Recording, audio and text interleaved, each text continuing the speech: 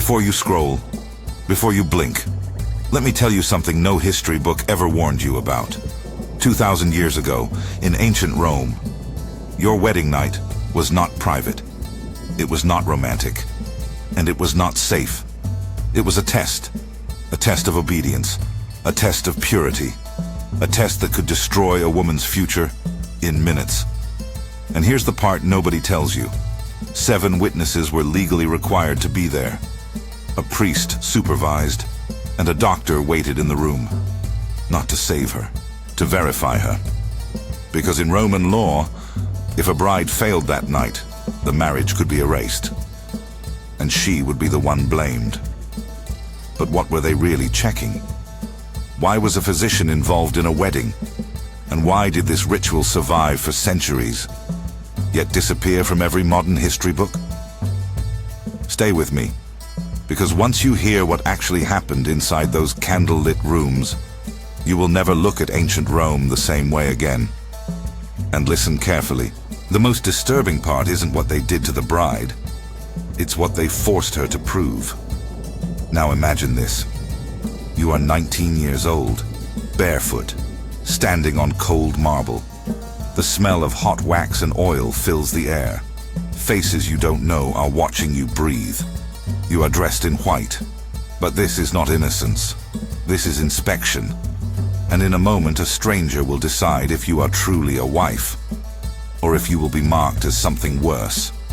This happened to a real Roman woman. Her name was Flavia, and what she experienced on her wedding night was not romance. It was a ritual Rome worked very hard to hide. If you want to hear the real history that schools never teach, tap subscribe right now. If stories like this shock you, disturb you, and make you question the past, hit like so YouTube knows this truth matters. And if you think someone else needs to hear this, share it. Because the story of Flavia is about to reveal what marriage really meant in ancient Rome. And it's far darker than anyone ever imagined. Content warning, this piece describes coercive rituals and a medical examination in a historical context. If these subjects are difficult for you, please take care while listening. You're 19. You stand barefoot on cold marble while the house smells of melted wax and roasting oil. The domus is full of faces you barely know. Torches flare. Their smoke makes everything look older than it is. It is Rome, year 89 CE, under Domitian's rule. You are newly married, and tonight the city will teach you what marriage actually means. My name is Flavia. I have been taught how to braid my hair so it falls right, how to fold the white cloth so no seam shows, how to avoid laughter that might be mistaken for insolence. But tonight, the braids and the cloth feel like props in someone else's scene. 7 witnesses stand in a line like pillars, men with waxed cloaks, wives and clients whose faces I will forget, and a single woman, the pronuba, holds herself like a hinge. A priest murmurs prayers that sound as much like law as like blessing. At the doorway, a physician rests one hand on a leather satchel, as if the satchel alone could weigh what is to come. Everything around me is arranged to be seen. That is the difference I do not understand at first. This is a wedding made for other eyes. If you want more hidden histories like this, like and subscribe. They bring out a carved figure from behind a curtain. It is wooden, nothing elaborate, swaddled in cloth until the pronuba draws the folds back. Her face is composed and practical. She does not look at me as a bride. She looks at me as someone performing a duty. The carved figure is draped, then revealed. The gesture is both theatrical and bureaucratic. The pronuba tells me to step forward and present an offering, a handful of grain, a whisper of incense, gestures that in other tellings are called blessings. Here they feel like signatures. She speaks words I do not remember later. I remember only the instructions, the offering, the name, the placement. A female slave whispers at my elbow, her voice laced with practiced calm. Do not resist. Do not cry. You must keep still. I am learning to obey the commands that protect other people's claims. It is tempting to think of rituals like this as purely religious, private, sacred.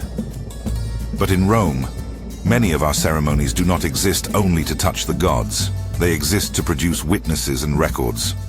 The carved figure, the pronuba, the priest, each has a function that is equal parts sacral and administrative. In some households, a wax tablet will be inscribed, a physician will record his observation, witnesses will be prepared to attest in public should anyone later dispute a child's legitimacy. The ceremony supplies proof. It makes the intimate into evidence. This is not theory for me in the moment. It is fact that unfolds around my body. Earlier that day, perhaps at my mother's insistence, I had seen the physician in a courtyard where he examined me with the dispassion of a man marking livestock. He took no pleasure. He took measurements with hands that did not tremble. Whether he looked for a mark, a detail, a sign of virginity is not a speculation I will narrate in salacious detail. What matters is the purpose. His notes, his words, will be used to confirm something in a ledger if anyone decides to ask. That inspection may be attested by a tablet. Whether that exact order, inspection, ritual, post-act confirmation, was uniform across the empire is unclear. Some of these steps are attested in sources, others are reconstruction from sparse notes by later jurists. In places where records are thin, I will sometimes say the ritual appears, or likely, followed this course rather than present it as universal law. Tonight the physician is present again. He does not speak to comfort me. He stands by the bed as if it were a table of accounts. The wax tablet sits nearby. Soft wax ready to take an impression. A slave waits with a stylus. There is a basin of water. The pronuba gestures to the carved figure, and I understand. This device is not just a charm. It is a marker. It will be testimony if needed. The bedchamber is not shut tight. The curtains are open enough to let torchlight find the mattress. It is not intimacy. It is a performance recorded by breath and ink. Marcus, my husband, moves with a nervous economy. He is 25 years older than I am, his hands trying to finesse dignity out of obligation. His voice is a whisper that seems to belong to the walls rather than to me. There is no tenderness that steadies me. Instead, there is the feeling of being a form to be filled. When the act is done, or what they call the consummation, the ritual shifts. The pronuba calls the physician. He approaches with the indifferent gait of men who measure people in service to a household's inheritance. The examination is clinical. I will not linger in its details because that would make spectacle where there should be testimony. Suffice it to say that his inspection is performed with the aim of producing a record, a note taken on a wax tablet, a phrase uttered that certifies.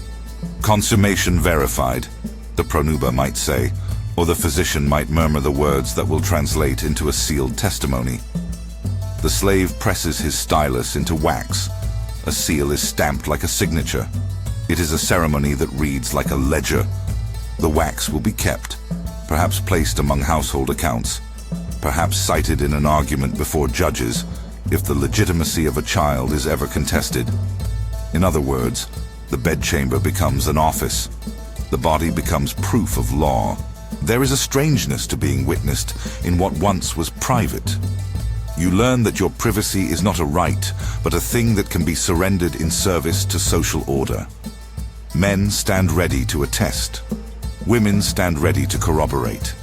The pronuba, the senior woman who oversees the rites, has authority that is not born of affection, but of office. She is both caregiver and registrar. That double role is crucial.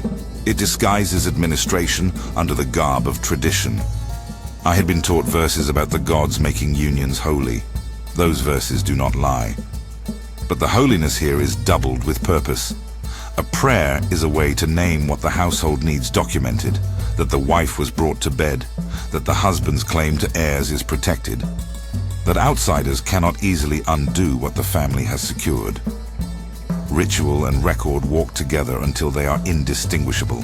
When the witnesses depart, one by one their shadows leave the threshold, there is a finality that has nothing to do with affection. The physician folds his satchel. The pronuba gathers the cloth and returns the carved figure to its concealment. The wax tablet is set aside, perhaps wrapped in a cloth, perhaps stored with other household documents. The seal's impression will remain if anyone ever bothers to press it to a dispute. I lie awake for hours. The torch ash settles and then cools.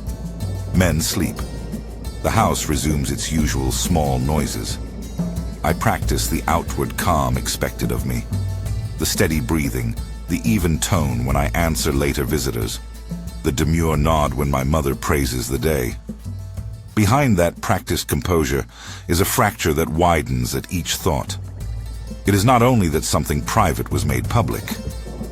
It is that my body and my future have been entered into an exchange ledger, my fertility counted as property transferred. The word that comes to me is ownership, not in the sense of malice, but in terms of legal mechanics. The family has secured its line. The husband has secured his claim. Do not mistake historical explanation for moral neutrality. Understanding the mechanism does not normalize it.